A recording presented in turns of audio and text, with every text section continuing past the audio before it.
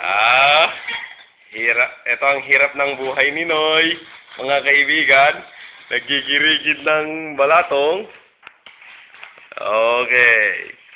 Lalapitan natin siya at i-interviewin kung anong magandang dahilan ng gagawin nitong araw na to. Kaya pala nakaka-arthritis ang munggo kasi masakit dito.